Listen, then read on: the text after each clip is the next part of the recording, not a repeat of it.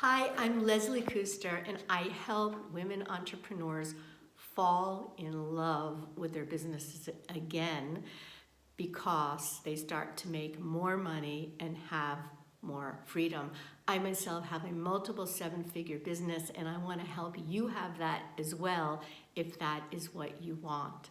But first, I want to talk about the 7 sabotaging things many women entrepreneurs do and what I have also done in the past, and I want to share them with you. So let's get started. Sabotaging number 1 is one of the most important one, and that is not believing that you actually can do it. Not believing that you actually can have a multiple 7-figure business or a multiple 6, or that you can work from a vacation resort, or you can create as much money as you want to create, or that you can really create the life of your dreams. This is all possible, but it only is possible when we ourselves believe that this is something that we can do. But what happens is we hit our inner glass ceilings and we put a cap on what we think we can actually do. And that is why working with our mindset, with our beliefs about ourselves, with our sabotaging stories that we have about ourselves is probably one of the most important things to do in order for you to have the success in your life.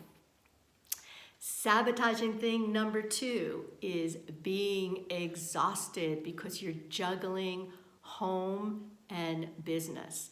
Okay, so if you have a business, if you have children, if you're also cooking and cleaning and doing everything there, and if you have a partner as well, well, it's time to have the big talk with that person. You cannot do everything. You cannot do all the cooking and all the cleaning and run your business and take care of your children all by yourself. You just won't be able to do it. And so it means putting boundaries down, having uncomfortable discussions with your partner. It means asking for help if you don't have a partner from friends or family, because you must focus. Focus is incredibly important in building any business. And when you're juggling and exhausted because you're doing everything, that is going to kill the possibility of your business. And this leads into sabotaging number 3, which is not taking empty time for yourself. I define empty time as, well, empty time, okay? Time for you, time to connect with your spirit, time to connect with your heart, time to connect with the inner self, to get the guidance, to get the intuition. And connecting and being empty happens when you practice meditation, when you do breath work, when you are in nature and you connect with nature around you.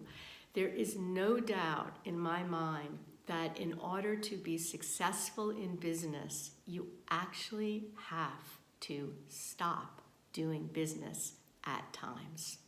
So that is why sabotaging number 3 is not taking empty time. Sabotaging number 4 is feeling isolated and alone.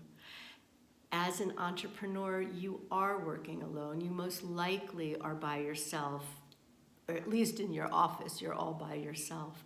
And you feel that sense of isolation, which is super common for entrepreneurs, which is why it is so important to join online groups, to join online masterminds, to go to online summits, to go in person if possible as well, and just to reach out. I myself have been in a mastermind with 3 other women entrepreneurs, and every single month we get on Zoom together and we share and focus on our businesses and our personal life. And just having that support is unbelievably important. And so if you are alone, make sure you get the support you need around you from other women entrepreneurs. Otherwise, that will be sabotaging number 4. Sabotaging number 5 is assuming you can figure it all out yourself. So let me make it really easy for you. You can't, okay? You cannot figure it all out on your own. I have a really strong philosophy when it comes to hiring consultants, mentors, coaches, whatever you want to call them.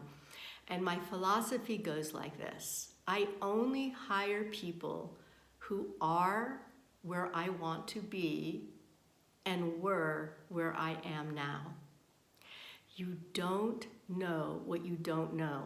And so it's absolutely impossible for you to really build a super successful business without getting mentoring, consulting, coaching from people who know what they are doing.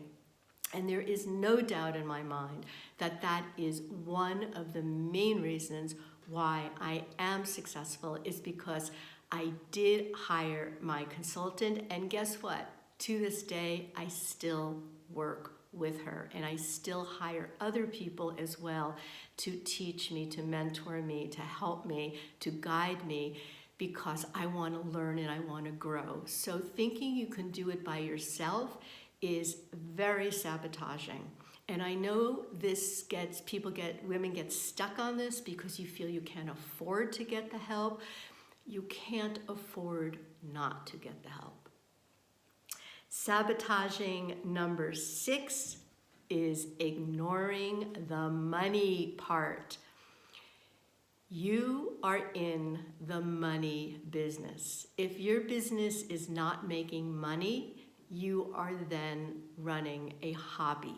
And we don't want to run hobbies. We want to run money-making businesses.